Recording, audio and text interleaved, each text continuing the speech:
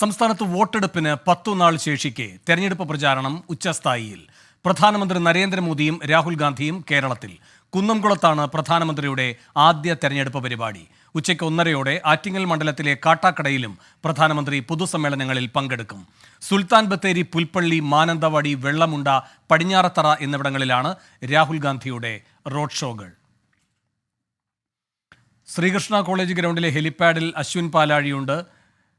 പ്രധാനമന്ത്രിയുടെ പൊതുപരിപാടി നടക്കുന്ന ചെറുവത്തൂർ ഗ്രൗണ്ടിൽ എസ് വിജയകുമാർ, പ്രധാനമന്ത്രിയുടെ വേദിക്ക് സമീപം സൂരജ് സജി, തിരുവനന്തപുരത്തെ പരിപാടികളുടെ വിശദാംശങ്ങൾ നൽകാൻ അലക്സറാം മുഹമ്മദ്, അതുപോലെ തന്നെ രാഹുൽ ഗാന്ധിയുടെ പ്രചാരണ പരിപാടികളുടെ വിശദാംശങ്ങൾ നൽകാനും റിപ്പോർട്ടർമാരുണ്ട്. പുൽപ്പള്ളിയിൽ ദീപക് ധർമ്മടം, സുൽത്താൻ ബത്തേരിയിൽ സജോ ദേവസ്യ, സുൽത്താൻ ബത്തേരിയിൽ സുർജിത്ത് അയ്യപ്പത്ത് എന്നിവരാണ് ഉള്ളത്. ആദ്യം അശ്വിൻ പാലാഴിയിലേക്ക്. അശ്വിൻ, എപ്പോഴാണ് ഈ ശ്രീകൃഷ്ണ കോളേജ് ഗ്രൗണ്ടിലെ ഹെലിപാഡിൽ പ്രധാനമന്ത്രി എത്തുക? എന്തൊക്കെയാണ് അതിന്റെ വിശദാംശങ്ങൾ?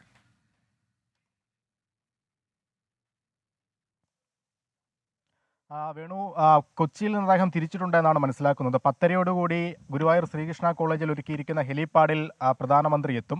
അവിടെ നിന്ന് റോഡ് മാർഗം ഏകദേശം 7 കിലോമീറ്ററോളം ദൂരെയാണ് കുന്നംകുളത്തെ സമ്മേളന വേദിയുള്ളത്.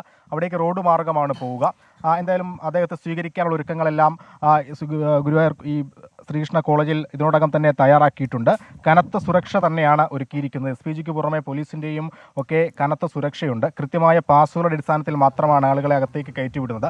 BJP പ്രവർത്തകർ, തിരഞ്ഞെടുക്കപ്പെട്ട നിശ്ചയിക്കപ്പെട്ട BJP പ്രവർത്തകർക്കും അവരുടെ നേതാക്കൾക്കും മാത്രമാണ് ഈ കോളേജിനുള്ളിലേക്ക്, ഹെലിപാഡിന് സമീപത്തേക്ക് പ്രവേശനമുള്ളത്. മാധ്യമങ്ങൾക്ക് പോലും അകത്തേക്ക് പ്രവേശനം നൽകിയിട്ടില്ല.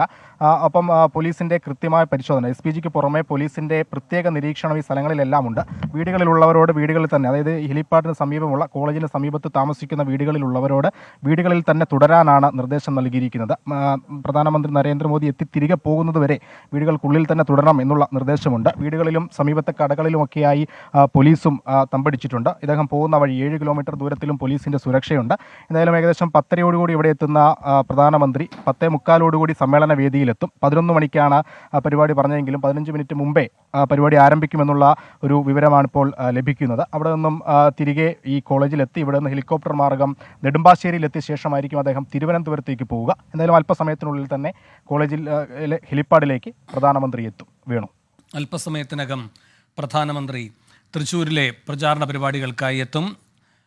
കുന്നംകുളത്താണ് പ്രധാനമന്ത്രി എത്തുക. 10:30 പ്രധാനമന്ത്രി എത്തും. ഇപ്പോൾ രാഹുൽ ഗാന്ധിയുടെ യാത്രയുടെ വിശദാംശങ്ങളുമായി ദീപക് ധർമ്മടവും ചേരുന്നുണ്ട്. ദീപക്, എപ്പോഴേക്ക് ബത്തേരിയിൽ രാഹുൽ ഗാന്ധി എത്തും? എന്തൊക്കെയാണ് അവിടുത്തെ തയ്യാറെടുപ്പുകൾ? രാഹുൽ ഗാന്ധിയുടെ കേരളത്തിലെ ആദ്യ പരിപാടി ബത്തേരിയിൽ, അത് കഴിഞ്ഞ് പുൽപ്പള്ളിയാണ്. ഇന്ന് വയനാട്ടിലെ, അതായത് രാഹുൽ ഗാന്ധി മത്സരിക്കുന്ന മണ്ഡലത്തിൽ ഉടനീളം പരിപാടികൾ. ഏറ്റവും ഒടുവിൽ കൽപ്പറ്റയിലെ പരിപാടി കൂടി കഴിഞ്ഞ് അദ്ദേഹം കോഴിക്കോട്ടേക്ക് നീങ്ങും. കോഴിക്കോട് കടപ്പുറത്ത് വലിയ രീതിയിലുള്ള റാലിയാണ് ഒരുക്കിയിരിക്കുന്നത്. കോഴിക്കോട് ബീച്ചിലാണ്. ഇതിൽ ഏറ്റവും പ്രധാനപ്പെട്ട കാര്യം, രാഹുൽ ഗാന്ധി ഇന്ന് എന്തു രാഷ്ട്രീയമായിരിക്കും പറയുക എന്നുള്ളതാണ്. പ്രത്യേകിച്ച് ഒരു കാര്യം ഉറപ്പ്, ദേശീയ രാഷ്ട്രീയത്തിലെ ഏറ്റവും പ്രധാനപ്പെട്ട കാര്യങ്ങൾ അദ്ദേഹം പറയാതെ പോകില്ല. അതിൽ ഇന്നലെ BJPയുടെ ദേശീയ തെരഞ്ഞെടുപ്പ് പ്രകടന പത്രിക NDAയുടെ ഇറക്കി. അതിൽ വയനാടുമായി ബന്ധപ്പെടുന്ന വിഷയങ്ങൾ എന്ന് തോന്നിപ്പിക്കുന്ന വിധത്തിലുള്ള പരാമർശങ്ങളുണ്ട്. അതിലേറ്റവും പ്രധാനപ്പെട്ട കാര്യം മനുഷ്യ മൃഗ സംഘർഷമാണ്. ആ സംഘർഷത്തിൽ സംരക്ഷണം ഉറപ്പാക്കും എന്നുള്ളതാണ്. അത്തരമൊരു വിഷയത്തിൽ ഇതുവരെ എന്തൊക്കെ പാർലമെന്റിൽ നടന്നു എന്ന രാഷ്ട്രീയം പറയേണ്ടി വരും.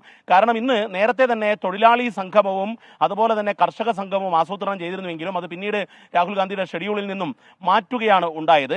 ഏതായാലും ഒരു കാര്യം ഉറപ്പാണ്, ഇന്നത്തെ നിർണായക രാഷ്ട്രീയ പ്രസംഗമായിരിക്കും രാഹുൽ ഗാന്ധിയുടെ ഈ 2ാം വട്ട തെരഞ്ഞെടുപ്പ് പര്യടനത്തിനായി വയനാട്ടിലെത്തുമ്പോൾ, കേരളത്തിലെത്തുമ്പോൾ. രാവിലെ തമിഴ്നാട്ടിൽ ഇറങ്ങുന്നു. നീലഗിരിയിൽ നിന്നും അവിടുത്തെ തോട്ടം തൊഴിലാളികളെ കണ്ടാണ് കേരളത്തിലേക്ക് എത്തുന്നത്. കേരളത്തിൽ ഇടതുമുന്നണിക്കെതിരെ, കേരളത്തിലെ സർക്കാരിനെതിരെ രാഹുൽ ഗാന്ധി എന്തെങ്കിലും പറയുമോ എന്നുള്ളത് ഉറ്റുനോക്കുന്നുണ്ട്. മറ്റൊരു പ്രധാന നീക്കം, ഇന്ന് ഉച്ചയ്ക്ക് അദ്ദേഹം മാനന്തവാടി ബിഷപ്പുമായി കൂടിക്കാഴ്ച നടത്തുന്നു. പ്രത്യേകിച്ച് കേരള സ്റ്റോറി ചില സഭകൾ വലിയ രീതിയിൽ പ്രചാരണമായി ഏറ്റെടുക്കുന്ന സാഹചര്യം, അതുപോലെ തന്നെ സഭയുടെ വോട്ട് UDFന് ഉറപ്പാക്കേണ്ട രാഷ്ട്രീയ സാഹചര്യം.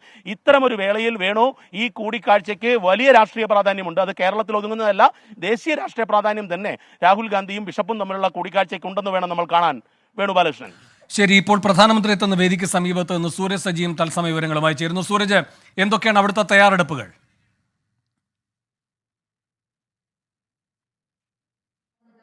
വേണു, അല്പസമയത്തിനകം, അതായത് ഏകദേശം 11 മണിയോടുകൂടി പ്രധാനമന്ത്രി ഇങ്ങോട്ടേക്ക് എത്തും എന്നുള്ളതാണ് നമുക്ക് അറിയാൻ കഴിയുന്നത്. 10 കൂടി ശ്രീകൃഷ്ണ കോളേജ് ഗ്രൗണ്ടിലേക്ക് അവിടെ നിന്ന് വാഹനമാർഗം തൃശ്ശൂരിലെ, അതായത് കുന്നംകുളത്തെ ചെറുവത്തൂർ ഗ്രൗണ്ടിലേക്കാണ് അദ്ദേഹം എത്തുക. എന്തായാലും ഇപ്പോൾ ഈ സുരക്ഷാ പരിശോധനകളെല്ലാം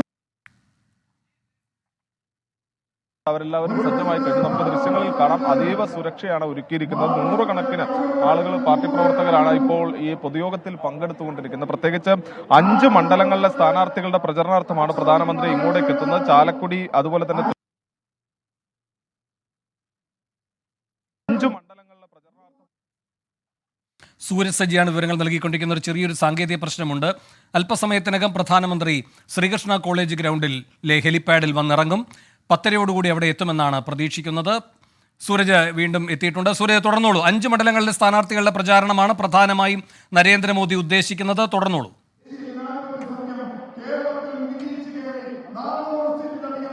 വേണു, എന്തായാലും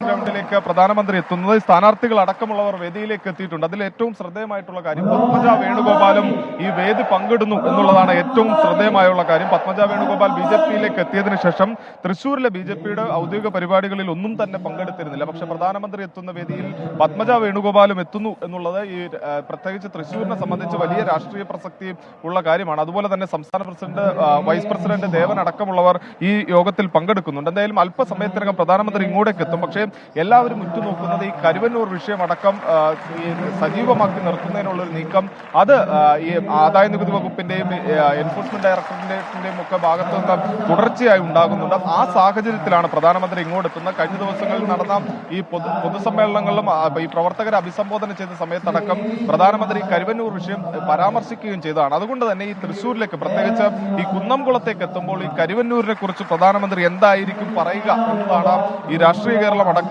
ശ്രദ്ധയോടുകൂടി കാത്തിരിക്കുന്നത്. പ്രത്യേകിച്ച് ഈ കരുവന്നൂർ വിഷയം തെരഞ്ഞെടുപ്പ് വേളയിലെ മുഖ്യ അജണ്ടയാക്കി മാറ്റാൻ വേണ്ടി BJPയും അതുപോലെ തന്നെ കോൺഗ്രസും എല്ലാം ശ്രമിക്കുന്നുണ്ട്. അത് സജീവമാക്കി നിർത്താൻ ശ്രമിക്കുന്നത് BJPയാണ് പ്രത്യേകിച്ച്. അതുകൊണ്ട് തന്നെ പ്രധാനമന്ത്രി സ്വാഭാവികമായും കരുവന്നൂർ വിഷയത്തിൽ ആഞ്ഞടിക്കും എന്നൊരു നിലപാടിൽ തന്നെയാണ് ഈ നേതാക്കൾ അടക്കമുള്ളത്. അതുകൊണ്ട് തന്നെ ഈ കരുവന്നൂർ വിഷയത്തിൽ പ്രധാനമന്ത്രിയുടെ പരാമർശം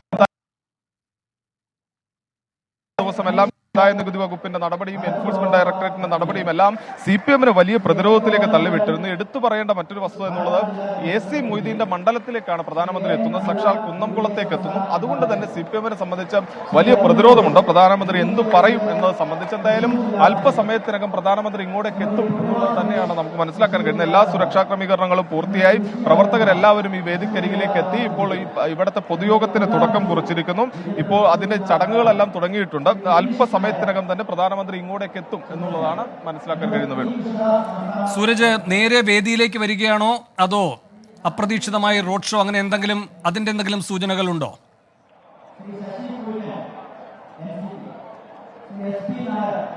വേണു, നേരെ വേദിയിലേക്ക് എന്നുള്ളതാണ് അറിയിക്കുന്നത്. പക്ഷേ അത് മാത്രമാകും എന്ന് നമ്മൾ കരുതുന്നില്ല. കാരണം ഇദ്ദേഹത്തെ അനുഗമിക്കുന്നതിന് വേണ്ടി നൂറുകണക്കിന് പ്രവർത്തകർ ഈ വഴിയോരങ്ങളിലെല്ലാം തന്നെ തയ്യാറായി നിൽക്കുന്നുണ്ട് എന്നുള്ളതാണ് നമുക്ക് മനസ്സിലാക്കാൻ കഴിയുന്നത്. ഈ പ്രത്യേകിച്ച് കുന്നംകുളം ടൗണിൽ നിന്ന് ഒരു 2 കിലോമീറ്റർ ഇപ്പുറത്തേക്ക് മാറിയാണ്, അതായത് ഈ കോഴിക്കോട് റൂട്ടിലേക്ക് മാറിയാണ് ഈ വേദിയുള്ളത്, ചെറുവത്തൂർ വേദിയുള്ളത്. അതുകൊണ്ട് തന്നെ ഈ കുന്നംകുളം ടൗണിലെത്തി അവിടെ നിന്ന് ഈ അവിടെ മാറാനുള്ള ഒരു സാധ്യതയുണ്ട്. അത് പോലീസ്, സുരക്ഷാ ഉദ്യോഗസ്ഥരൊന്നും തള്ളിക്കളയുന്നില്ല. അത് മുന്നിൽ കണ്ടുകൊണ്ടുള്ള ഒരു സുരക്ഷാ ക്രമീകരണങ്ങൾ അടക്കം നടത്തിയിട്ടുണ്ട്. പ്രഖ്യാപിതമായി ഒരു റോഡ് ഷോ ഇതുവരെയും, ഔദ്യോഗികമായ ഒരു റോഡ് ഷോ ഇതുവരെ പ്രഖ്യാപിച്ചിട്ടില്ല. എന്നാൽ പോലും അനൗദ്യോഗികമായ ഒരു റോഡ് ഷോ ആയി കാര്യങ്ങൾ മാറും എന്നുള്ളത് തന്നെയാണ് BJPയുടെ നേതാക്കളായ എല്ലാം സംസാരിക്കുമ്പോൾ പ്രധാനമന്ത്രി കാണുന്നതിനായി. ചെറിയൊരു സാങ്കേതിക പ്രശ്നം തുടരുന്നുണ്ട്. സൂരജ് സജിയാണ് വിവരങ്ങൾ നൽകിക്കൊണ്ടിരിക്കുന്നത്. ഇപ്പോൾ കാണുന്നത് പ്രധാനമന്ത്രി പങ്കെടുക്കാൻ എത്തുന്ന ചെറുവത്തൂരേക്ക് BJPയുടെയും NDAയുടെയും പ്രവർത്തകർ എത്തുന്നതിൻ്റെ ദൃശ്യങ്ങളടക്കമുള്ളതാണ്. അല്പസമയത്തിനകം പ്രധാനമന്ത്രി ശ്രീകൃഷ്ണ കോളേജ് ഗ്രൗണ്ടിൽ എത്തും. അതിനുശേഷം 10:00 പ്രധാനമന്ത്രി അവിടെ ഹെലിപാഡിൽ ഇറങ്ങുമെന്നാണ് കരുതുന്നത്. 10:45 കുന്നംകുളത്തെ ചെറുവത്തൂർ ഗ്രൗണ്ടിലെ സമ്മേളന വേദിയിലേക്ക് പ്രധാനമന്ത്രി എത്തുമെന്നാണ് ഇപ്പോൾ പ്രതീക്ഷിക്കുന്നത്.